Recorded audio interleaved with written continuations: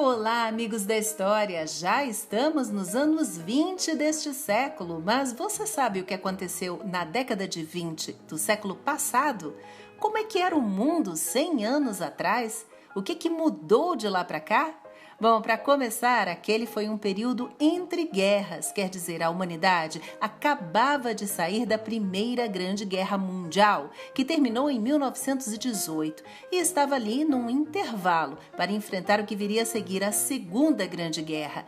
Era uma época então de trégua, de paz, de otimismo, de crescimento econômico, isso principalmente para os Estados Unidos, com as pessoas comprando muito, consumindo, parcelando essas compras, um período de progresso, de avanço tecnológico, com a produção de automóveis em escala industrial, como foi o caso do Ford T, o famoso Ford Bigode, e também o início da aviação comercial. Um marco histórico desse período foi o primeiro voo solitário e sem escalas sobre o Oceano Atlântico em um avião feito pelo Charles Lindbergh.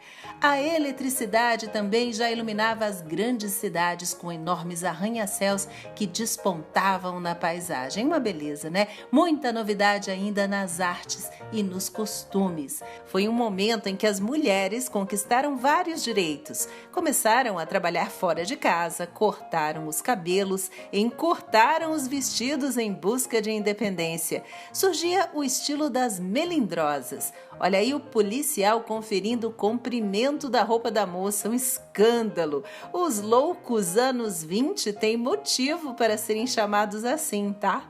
O crime organizado também imperava nas ruas devido à lei seca, que proibia a venda de álcool. Aí começou a produção clandestina de bebidas, os bares ilegais, as gangues de criminosos e os gangsters que ganharam fama, caso do Al Capone, que fazia contrabando dessas bebidas, e do casal Bonnie e Clyde, que assaltava bancos, lojas e postos de gasolina.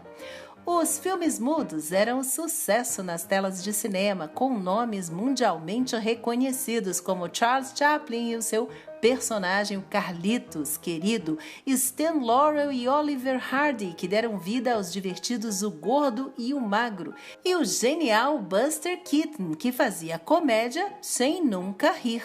Um dos galãs dessa época era esse aí, o Rodolfo Valentino. E em 1927, o cinema também imaginou como seria o mundo no futuro. O diretor alemão Fritz Lang lançou o filme Metrópolis, uma ficção científica que se passa no ano de 2026. Olha que incrível! Nessa cidade futurista em que as classes sociais são profundamente divididas. Os pobres moram no subterrâneo e trabalham como operários das máquinas para fornecer energia elétrica e muito conforto para os ricos, que vivem em grandes e modernos edifícios. O filme tem robô, tem carro que voa e tudo mais.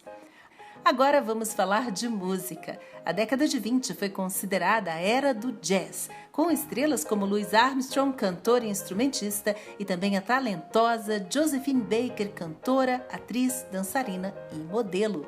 Nos palcos e nas pistas dos salões, a moda era dançar o Charleston, ritmo frenético com movimentos rápidos de pernas e braços que conquistaram o gosto do público. Ainda na arte, movimentos como expressionismo, surrealismo, dadaísmo, cubismo e outros ismos ganharam destaque nas obras do Picasso, do Salvador Dalí, do Miró. Já na literatura, a chamada Geração Perdida era formada por autores do pós-guerra, entre eles Ernest Hemingway, que escreveu livros como O Adeus às Armas e O Velho e o Mar. Na psicanálise, Sigmund Freud explica sobre a psique humana, sexualidade, repressão, inconsciente e muito mais. Na política, movimentos nacionalistas começavam a ganhar força em locais como a Alemanha, a grande derrotada da Primeira Guerra Mundial, que arcou com os prejuízos do conflito, perdeu territórios conquistados e sofreu com a humilhação e a recessão. O Hitler e o Partido Nazista abriam espaço aí nesse cenário, enquanto o fascismo do Mussolini já ocupava o poder na Itália e na Rússia, o comunismo já estava instalado. No final da década de 20, a crise também chegou para os Estados Unidos, que produzia muito, era muito rico, mas já não tinha mais para quem vender, pois os seus clientes, aqueles países europeus arrasados na Primeira Guerra, haviam se recuperado e retomado a própria indústria nacional. Resultado: desvalorização da Bolsa de Nova York em 1929. Wall Street, o centro comercial, sofreria com a queda no mercado de ações e resultaria na mais devastadora recessão do país, com a falência de empresas, o desemprego, a fome e casos de suicídio.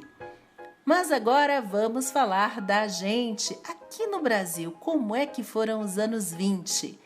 Nós tivemos 3 presidentes nesse período: Epitácio Pessoa, Arthur Bernardes e Washington Luiz. O povo já andava meio cansado da conhecida política do café com leite, que era assim: num mandato o presidente era de São Paulo, no outro era de Minas Gerais, tudo combinado. E o voto não era secreto não, todo mundo sabia. Imperava o voto de cabresto, a mando dos coronéis das oligarquias agrárias, né? Os grandes fazendeiros, a elite da época. As classes mais baixas também queriam participar da política e aí começaram as revoltas, as rebeliões, como o movimento tenentista ali dos jovens oficiais e a coluna Prestes, que cruzou o país, e todos esses movimentos em São Paulo, com os estados do Sul também envolvidos. Mas a década terminaria num golpe com a Revolução de 1930, que levaria Getúlio Vargas ao poder. Enquanto isso, no sertão nordestino surgia o cangaço, um movimento fora da lei liderado por homens como o Virgulino Ferreira, o Lampião, que com seu bando armado matavam e saqueavam principalmente fazendeiros e praticavam uma espécie de justiça com as próprias mãos contra a fome e o desemprego que assolava a região. No Nordeste também foi eleita a primeira prefeita do Brasil, na cidade de Lages, no Rio Grande do Norte, isso em 1928. Ela era Alzira Soriano, que então tinha 32 anos, e também foi a primeira mulher a ocupar esse cargo no executivo na América Latina. Não é pouca coisa não. Parece que ela fez uma boa gestão e ainda levou 60% dos votos numa época em que as mulheres ainda nem eram autorizadas a votar, veja bem. E enquanto isso, na música, compositores como Pixinguinha e Noel Rosa já começavam a despontar. O modernismo europeu influenciava os pintores daqui, os escritores e outros artistas brasileiros, participantes, por exemplo, da Semana de Arte Moderna de 1922, no Teatro Municipal de São Paulo, que trouxe aí, naquela época, as maiores novidades, a vanguarda, que reuniu gente como Oswald e Mário de Andrade, Manuel Bandeira, o maestro Villa-Lobos e a Tarsila do Amaral, defensores do movimento antropofágico, que valorizava a cultura verdadeiramente nacional brasileira e que trouxe obras como o Abaporu. O país, no entanto, já se misturava cada vez mais, uma nação com muitos povos. Em 1925, por exemplo, foi o auge da imigração japonesa para o Brasil, aqui incentivada pelo governo japonês. E como eles, também portugueses, espanhóis, italianos viriam para formar aqui a classe operária e com eles ideias como o anarquismo, o socialismo, a fundação de sindicatos e as greves. As primeiras reformas no ensino brasileiro começaram nessa época também. Uma boa notícia para um período em que as crianças ainda iam para a cadeia por qualquer pequeno delito e os menores de 12 anos trabalhavam em fábricas por muitas horas como se fossem adultos. Aliás, a vida urbana no Brasil já ganhava corpo, o homem do campo fazia as malas e começava a se mudar para a cidade, e essas transformações não teriam mais fim. E é isso, pessoal. Assim foi há 100 anos. Agora, se você gosta do conteúdo do canal, por favor, se inscreva, participe nos comentários e acompanhe. Até a próxima, com uma história a mais.